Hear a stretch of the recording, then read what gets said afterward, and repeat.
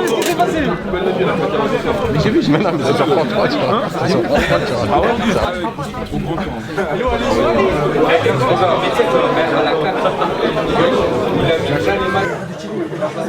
Oh, c'est là, les gars. C'était qui les premiers?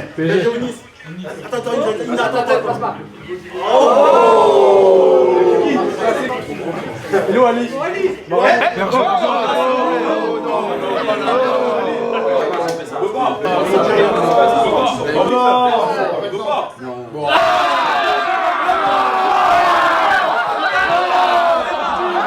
Oh, j'ai mal de ouf. En plus là non, c'est lourd. Ah, j'ai mal. Oh les gars. Mais qu'est-ce que tu me racontes? Tu vas là-bas, wesh. Oh là là. En plus, c'est nos frères. Et on est les mêmes équipes. Voilà, on est la même équipe. C'était pour nous le pire tirage au sort. On les a analysés et franchement c'est une grosse équipe qui ne lâche rien. Ils ont déjà sorti, il me semble, 2 Ligue 1. Ils ont sorti Metz, ils ont sorti Saint-Etienne. Ils sont sur 16 matchs sans défaite. Ils sont sur je sais pas combien de clean sheets. Honnêtement c'est une grosse équipe. On aurait préféré tirer un gros de Ligue 1. Honnêtement, un tout petit peu de déception parce que voilà, quand vous voyez les équipes de Ligue 1, les grosses écuries qu'on aurait pu rencontrer, forcément on a envie de jouer contre ces équipes-là. Après, jouer contre Bergerac, qui est aussi une très grosse équipe de National 2 qui réussit très bien dans sa poule et en coupe, ça nous laisse quand même une chance de passer en demi-finale. Donc on va tout faire pour essayer de gagner ce match-là.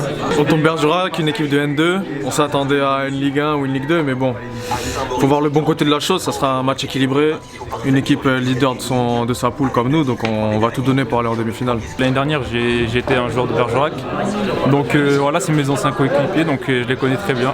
On rêve de jouer le PSG, de jouer l'OM, mais bon après voilà, c'est un match plus abordable. Mais bon, je pense qu'eux de leur côté ils ont la même réaction que nous, ils auraient aimé un autre tirage, mais bon ils ont eux la chance de nous recevoir, nous on va falloir se déplacer.